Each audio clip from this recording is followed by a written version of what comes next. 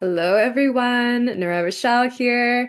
I'm joined by Clarissa Dolphin. Thank you so much for tuning in to the Astro Priestesses Summit for 2025 and beyond. We are so grateful to have so many wonderful speakers and different modalities and different worldviews and ways of knowing all coming together just so that we can really expand our circle of knowledge and connection. And I am certain that you are going to love what Clarissa is bringing today. So I'll share a little bit about her. So, Clarissa Dolphin is a certified harmonic astrologer, writer, and diviner. She earned two BAs from the University of Pittsburgh and a master's from the University of the Arts in London in writing and publishing. She has written horoscopes for the Mountain Astrologer magazine and is a mystic Medusa locum. Clarissa has also been featured in the New York Times, The Career Astrologer, Dirty Laundry, Notion, award-winning art magazine Fate, and more. She's conducted breakthrough research on the lunar nodes, the quincunx, Arabic parts, and Chiron. Clarissa lectures, teaches, and serves clients in Los Angeles. And we will have all of her links for her socials and the places you can find her and her free gift as well somewhere on this page, which you will find. And her talk is going to be on curiosity and courage on tap. Mars, Pluto, and harmonic harmony. So, thank you so much, Clarissa. Welcome. Thank you so much for having me, Nura. I'm so excited to be here with you and the Astro Priestess crew and everyone tuning in. I've been a fangirl of Nura's for like my entire career, so this is like such an honor. Thank you for having me. Oh, I love that. I just think all of the people who need to meet are meeting. So it was so nice to Yeah, meet you in person at Cosme in Tucson last year as well. it was a blast. Finally, yeah. Yeah, I know. So, how did you get into harmonic astrology? Wow, that's so I actually signed myself in to, be an apprentice in a 3-year apprenticeship program in 2015.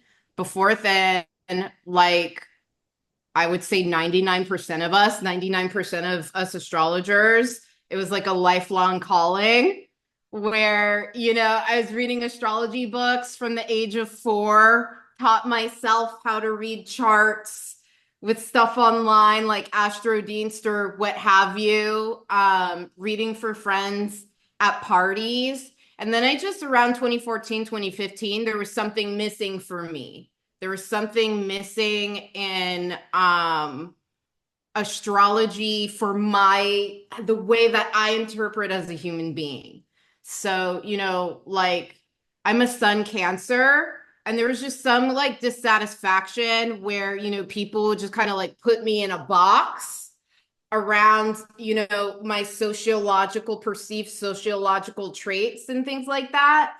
That I was like, okay, there's got to be something more. So then I did a Google search. I found this harmonics program, and I was like, hell yeah, I'm all in.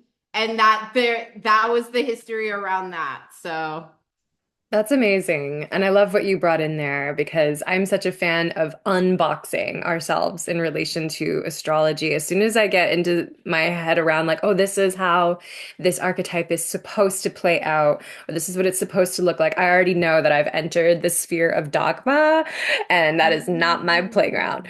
So I love that. Thank you. So when you bring in the big themes for 2025. This is what we're asking everybody. What do you think is the most important, whether it's a big theme or a big transit? Like, what is really calling to you the most for this year? oh my God. I think the big theme is probably entropy and creation through chaos, because a lot of the astrology that we have in 2025 particularly, but this does go beyond, because what is being birthed in 2025 with the ingresses, at just the ingresses alone, like, which is like, what planets going into new signs. Like we've got a lot of things going on like that, particularly with the outer planets, like Saturn's going into Aries, Neptune's going into Aries, Uranus is going into Gemini. We've already got Pluto in Aquarius for the next 20 years. And with these kinds of ingresses, like they with outer planet ingresses, it is the birth of many years to come, right? Like, so we're just like seedlings in all of these energies and witnessing the birth and the unfurling of said energies. So yeah, creation through chaos entropy, that's really the highlight, in my opinion, of the year. Like, let go, witness, be, and create from nothing is like the way to live in 2025. Yeah, I feel that. And I think it calls in that natural regenerative cycle of Pluto too, where we allow ourselves to go through a death process and really give the space for what wants to come from that fresh composted soil, which, and you would never know too until you take a step back and kind of see what the universe has for you, or maybe what you yourself have left for you, but like maybe in the sidelines, because Pluto's also that subconscious factor. I feel like there's so much that's working on our behalf that when we're like tunnel vision, like this is what I have to do, we don't even see it. We don't even know. So we have to let certain things die just to almost get out of our way a little bit. Agreed. Yeah. Ooh, that can be body chills. Yeah, exactly. And that is Pluto. Like in the function of Pluto in harmonic astrology, we don't use archetypes. Harmonic astrology is like the planets are energetic functions or energetic forces. It's very much aligned with physics and things like that. So anyway, like energetic function of Pluto in harmonics is compulsion. So that subconscious thing that you're talking about, like the lack of control, the just the irrational expression that goes beyond intellect, that's beyond anything that we can probably verbalize, as a guide. Hell yeah, what a relief. Like I was like, yeah, you don't have to think through everything. What a relief indeed, especially with so much emphasis on the air, like Pluto in Aquarius and then Uranus into Gemini. And I know that there's a lot of activity between the fire and the water. And I feel like this is why I'm so big on ways of knowing, because I feel like there's a massive breakthrough that's wanting to come there. And I love so much what you said around it's like an energetic function. Could you share more about the energetic function of Pluto and Mars and maybe how they're going to be playing together Mm. this year? Yeah, and thank you so much for asking that and for like this topic in general, because that's part of the reason why I chose Mars and Pluto to speak about with all of us at the Astro Priestess Summit this year, because their energetic functions are they're they're such a relief to me.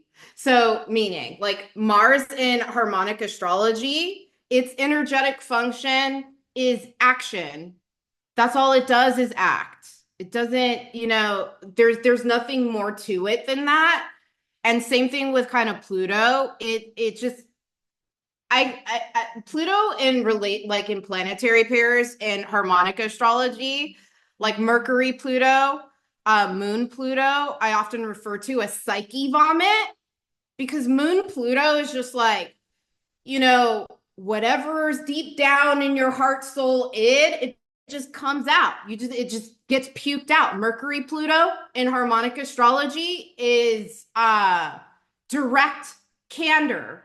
It can't lie. Like it just has to come out with its frankness. And then so with Mars, you know, all it does is act. So when we're talking about, curiosity and courageousness, the compulsion of Pluto to just release, that's automatic courage. The function of Mars just to act, also automatic courage. It just keeps you moving. It just it's just that. That's why it's so relieving. It's just the release. Yeah. So I'm curious as to how harmonic astrology would add to the story of Mars Pluto in opposition, because I know we open Oh up my the God. year with them opposing each other. And I know that the aspects themselves are more or less what creates the harmonic of the chart. Am I right in saying that?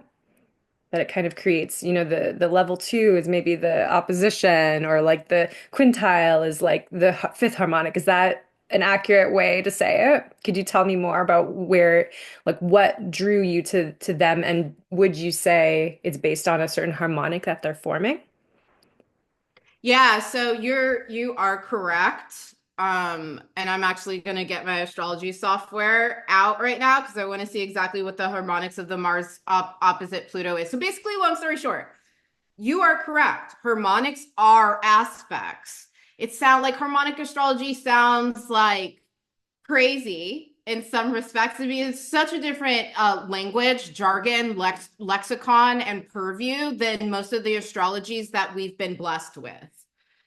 But the fact is, most every astrologer that I know, 90 something percent, we all use harmonics because harmonics literally are aspects. But typically, we are trained to use Ptolemaic aspects, which is like the opposition, the trine, the square, etc. Uh, and so, yes, like in harmonic astrology, the natal chart becomes infinite.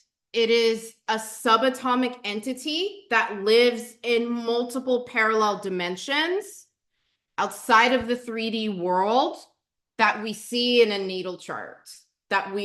So in other words, we don't have to just slice up the chart with Ptolemaic aspects. We can do 13. We can do 19 as an aspect of the 360-degree wheel, which is infinite. It is infinite. 360 degrees, it's a circle of infinity. So actually, philosophically, I feel like harmonic astrology just completely aligns with me and my purview on the universe, which is that it keeps demand expanding. There's a lot of like information and being that comes from beyond the dimension that we're inhabiting physically. Like those dimensions create this dimension. So okay, now I want to look at, and unless there's something coming up for you, Well, I want you Nura. to share more about the Mars Pluto, but then I have another question around Okay. what are the harmonics that you feel are the ones that are like most prominent for this year ahead, and if it even makes sense to ask the question that Ooh. way. Yeah, so the harmonics that are most prominent this year are actually the 11th harmonic and the 13th harmonic. And particularly, I'm addressing that technically in a few ways. I'm using planets from Mars to Pluto. So I'm not using the inner planets or whatever, because the inner planets move too fast. And technically, the harmonics revolve in their entirety every single day. And so really kind of when we're doing harmonic forecasting analysis, it's important to locate like the ingresses and the exact partile aspect of the planets in question. But yeah, okay, so why am I even saying, look at my listing, right? Like, homegirl over here is a hyper nerd. So these I love it. listings, yeah, So good. we're like all part of the same crew here, right? Like, so yeah, like generally, the 13 and the 11 keeps coming up with all this Saturn stuff and all the planets. So let's talk about that. Like, what are they? 11th harmonic is insatiable restlessness. It is the function of chaos in the universe and entropy. I refer to it sometimes as the crack harmonic or whatever, because it's like, oh, give me more. Like like I need it, like now, right? Like, so it hungers for the future. It's extremely exciting and it is dangerous. Like it lives on the edge. Like it'll jump out of an airplane and a cliff. And typically, 11th harmonic, particularly in natal chart, those people are really good in dangerous situations that like rescue efforts, while other people are freaking out from all the transition. 11th harmonic, particularly with the lunar nodes, are a plum in danger. And part of this thing with the 11th harmonic, nothing would be exciting in the universe without it. So that's another kind of like thing. I think next year you're gonna see things kind of like tumbling down and the chaos and the fear around that. But then it's also like so exciting because there is like this renewal, there is this sense of, futuristic undertakings. The 13th harmonic is very complex. I call it the harmonic of gurus and gangsters because it is that in that, but its function, its energetic function is singularity. And there's so many things that pop off from that function. So you and I, Nura, there will never be another one of us. Like there, and this goes for every single person and thing. There will never be another moment. There will never be, there is this function of singularity in the universe. How 13th harmonic comes out though often is it has standards. It will never compromise. It will not sell out to the mainstream. It needs to be special. And it needs to do something that is, completely authentic and aligned with its truth. And it will never compromise that. So that's another reason why I love the theme of the Astro Priestess Summit and why courageous curiosity. Like there's a lot, I don't want to disempower people, but there is probably a lot of fighting in 2025, a lack of compromise, going head to head, etc. And so kind of like locating this in your natal chart where you just automatically fight 13th harmonic, where you're unwilling to compromise and things like that. Like that's the kind of stuff that you can lean on in 2025 without trepidation. I went like all over the place. I hope I'm Mm. not like. Oh no, that was really clear. Thank you. So, for an individual, one of our Mhm. beautiful watchers, how might they be able to use this information and perhaps tune into how to assess this for themselves? So I'm not even going to do you guys like that because I think that, this language is it's so new, even to the most advanced astrologers. So I'm actually going to provide a lot of dates and interpretation in the handout, the Courageous Curiosity Companion for all of us in the summit. So you'll have some information there. I'm also hosting 2 events where for free I'll be reading your 5th harmonic and your 13th harmonic. That's all going to be on the handout page. So if you want to really like check that out and get those readings yourself, you absolutely can join the lives. Like they're so fun. And thank you in advance for letting me analyze that for you. And also, there's also going to be a discount for personal readings for Astro Priestess Summit people. So I'm not leaving you hanging on your own. Like there's so many different ways to, yeah. That is so wonderful. I'm so excited. So, I love this energy of keeping things exciting, being able to, it seems similar to that energy of just not hiding and not being Oh, afraid, or if we are afraid, being afraid and doing it anyway. Does that seem like that yes. is where the universe is kind of bringing us? Yes, absolutely. I totally agree with that, Nura. And what I didn't comment on, I have not been doing a lot of mundane forecasting because I don't want to scare people.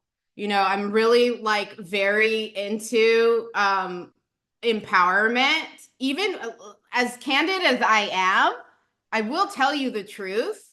But like anyway, like yes, I agree with that. But one thing that I neglected to share to your point just now, Nura, is like 13th harmonic is often about survival too, right? So it's like fight to survive type of thing. And that gives like a different level of courage. And it doesn't matter if you're balling and you're super rich or you're broke at the laundromat or who I don't care where you fall in terms of income. It is very much like a fight for authenticity, for your singularity and for your community singularity to be expressed in this world. And that's a different level of courage, I think. Absolutely. This is something I've been observing is that people just, we cannot handle any more inauthenticity. Like Mm. we've been bombarded by so much deception, so much feeling like we have to save face, also censorship and all of the Mm. different sides. And it's like, even if people are on different sides of any fences, I feel like there's so much more benefit to just lay it all out in the open. Maybe this is the Scorpio parts of me and the Aquarius parts. I'm like, let's just tell the truth. Like, let's just be honest and let's, start making some forward motion. But it feels like, I love what you said about, no matter where you are on any sort of, I think of Maslow's hierarchy of needs. Even if you're in a more of Mm. a survival place, it's like we all know that part of what we came to do here is self-actualize. And it feels like there's a bit of this like pressure to self-actualize that no Mm. matter how wealthy you are, no matter what you've created to Yep. this point, like there's a soul level reason why you incarnated at this time that if you don't live up to that, you won't feel satisfied, or it can bring on depression, or it can just bring on this like lack of participating in life. And I feel like that's another big piece of this too, the courage to just live authentically. Uh, truer words have not been spoken. Yeah, that gave me body chills 1,000,000%, Nura. Fascinatingly enough, the Mars opposite Pluto, this first one is very fifth harmonic dominant. And then the second one that perfects in what's the date on that? Let me give you the date. The second one is April 26th of 2025 Pacific time. So a lot of it is April 27th depending on where you are in the world. Guess what? Like that one harmonic dominance is 13th harmonic. So it's really a trip how like intuitively, you wanted to look at Mars opposite Pluto and this talk or whatever is on Mars Pluto and like the 5th and 13, which I always marvel when I see stuff like this in astrology. It's just like, oh my God, you can't make this up. So Yeah, so tell me about the fifth harmonic more, because you shared about the 11th yeah. and the 13th, but the fifth one I can only kind of feel into from the space of like quintiles, but I'd love to hear it from your perspective. And which it is like, so the quintile is the fifth harmonic. They're the exact same thing. And fifth harmonic is creative free flow and how it works. It's where you're in your zone, period, where you can lose hours of time from just doing what you're doing because you love the activity so much you're just so in it. It's like, oh my God, 13 hours just passed. It felt like 3 minutes. It is the childlike brain kind of thing where it's like kids are just playing with building blocks or whatever. They don't care if they're learning or whatever. It's just like the function of fun. And then you kind of learn on the go. Fifth harmonic is fascinating because it also it likes to play games. So it likes like different like strategies and it invents things. Typically, for some reason too, the fifth harmonic is lucky. Like it is your lucky charm, etc.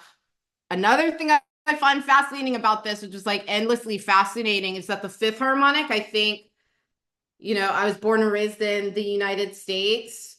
And I think I can only speak from, I guess, like the American context or whatever. Um, but it's like I feel like we're enculturated to not do the fifth harmonic when we're adults. Like you can't have fun anymore. You can't play anymore. You can't be curious anymore. But the fifth harmonic, that literally should be your occupation because it's what we spend a lot of our lives working. And so if you're in the zone and you're a million percent vibing, it doesn't even feel like time is passing. You should do your fifth harmonic. So yeah, what do you think about that? I love that so much, and I couldn't agree more. And it brought in something else that is kind of unrelated to what we've been talking about so far, but the nodal axis shift into Pisces, Yes.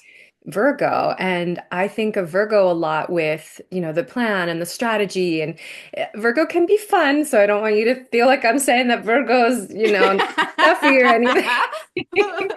But there's a little bit more of a struggle because of that potential for perfectionism, it's that desire for Yep. excellence that can kind of keep us like working hard in a certain kind of boxed in format sometimes. And I feel like Mm. the North Node in Pisces just also kind of wants to help us liberate from that and come into more surrender.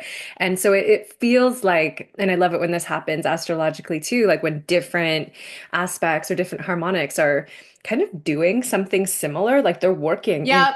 concert together to I think to help lighten us up so that we can do the hard things with more creativity, with more Mm-hmm. ingenuity. Because it doesn't, we think about like some of the difficult issues in the world, and we think we've got to put like our Capricorn hats on. And I say that with lightness because Capricorn means a lot more things than we typically say it does. But we think it means we need to be nose to the ground. It needs to be Yep. hard. It needs to be horrible, right? Not fun at all. Mm-hmm. What if it could be so much fun to soul storm on solutions, right? And what if this kind of opening of the year of 2025 kind of gave us that jump start? It's a little bit how it feels, like a jump start into this curiosity, this Mm. playfulness. Like, let's riff a little bit. I always think of musicians Mm. and like, you know your instrument so well that you're going to just play it and have fun. Like, what is that thing for you? And how else can you use it? How else can you play with it? And maybe that's exactly the solution that you've been looking for. Yeah, riff. Absolutely. Get your freestyle on. Yeah, no, I totally agree with that. And it's such a trip too when you mention like doing the hard stuff because Mars Pluto is hard.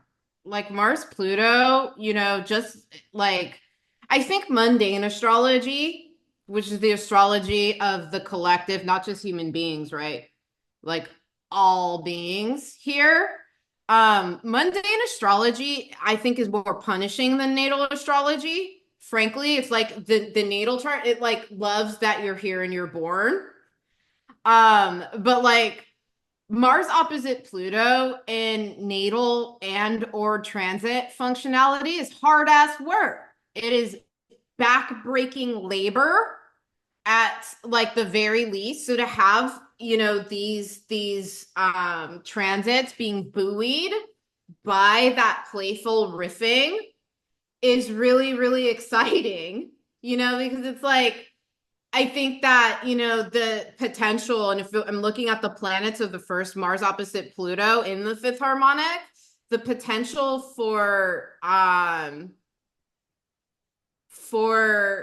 creating relief from the efforts and creating solutions from this backbreaking labor and this potential, these potential hardships is peak. Like, yeah, I mean, it's a Sun, Mars, Jupiter, Pluto in the fifth harmonic. Jupiter, Pluto in harmonic astrology is compulsive expansion. Typically, people with resources have it. Like, you will have the resources. We will have the resources to generate creative solutions. That is like ordained from this like backbreaking, sweat inducing, scary effort. I'm so relieved looking at this too, because it was like, oh my God, 2025, no. But it's definitely, you know, I don't know, like it's nourishing to see this. It's Mm. beautiful. Yeah, and we need that. So I wonder if retrogrades play into it at all in the same way with harmonic astrology. How do you read that with the Mars retrograde and spending so much time between Cancer and Leo and all of those oppositions? You know what? I the jury's still out on that. Like, harmonic astrology still has a lot, actually infinite areas of research, even though it is like a strong, accurate thing right now with retrograde planets. Frankly, I have not seen a difference in the qualitative function of them, but like retrograde planets do what they do, right? Which is like they just stay, they're just hovering kind of more on certain degrees. So it kind of makes the harmonic in question last longer. Like, it strings out. Harmonics is a lot like music. So it's like basically you're hitting the same note for however many months and weeks or whatever, or days, that the planet is on whatever note it's on, whatever degree or whatever. So anyway, I wish I knew more about red. There's something that it has to, we'll figure it out in research later. Yeah. Well, I love that too because it's always going to be hitting something in your chart. I love thinking about that, the chord that has been struck, and it's just struck longer so that you can really hear it. Yep. There's something that shifts when you're engaging with that note a little bit longer. And what is the invitation and the opportunity there? So I really love that. Thank you. You're like headbanging. You're like, yes, Yeah, we're here for this. Oh my goodness. So I feel like we could talk forever. I'm pretty sure I have a moon Venus in my fifth Ooh, harmonic. So it's like talking to the yeah. ladies and learning and playing is kind of like my forever thing. That is why I do what I do. But is there anything that you would love to leave our listeners with? I know that you have a wonderful gift and you shared a bit about it, but if there's anything else that you want to just make sure that people know, like that lasting note to leave people with. Lasting note. I'm so compelled to just start busting out in song right now, but I don't want to do that to you guys in like your ears right now. Um, I think that, kind of ultimately in 2025, as we are going through these crazy societal oscillations, that's the distinction with mundane astrology versus natal. Mundane astrology can be punishing and cruel. There are evil things in the world, right? There are evil things in our universe. And at the same time, natally, we're all these bright lights with our different levels of talents and courageousness, and the universe is so glad you're here. So whatever is going on kind of in the nexus of shared collective existence, a lot of it painful and cruel, maybe even depraved, there is still something that you can do to make a difference. That's why you're here. I don't care what you're doing or how little you may think you make a difference or whatever you do. And so anyway, I just want to thank you for that. Thank you for being here. And a thing to leave you with, obviously, you've got the courageous curiosity companion if that's something that you're interested in. But, like really, let's see what your fifth harmonic does. Let's see what your 13th harmonic does. So come to these events so that we can pinpoint your automatic creativity and courageousness, like, period. And I also just want to thank you, Nura, for having me, like, period. Oh, thank You're you the best. so much with just gracing us with your light and your exuberance and your enthusiasm. I know it just is really inspiring to hear you talk about this. And I feel like you are riffing with your fifth harmonic. I hope that that's part of your, because it feels that way to me as the receiver. And I love your generous offer. This is amazing. So definitely make sure you sign up for that and then catch Clarissa in all of the spaces that she will be. Thank you, everyone, so much for tuning in. I hope you are loving this summit, and I am just hoping that you feel this foundation of courage and curiosity to really bring you through to new heights that you maybe have not even yet imagined. Thank you. All right, bye, everyone.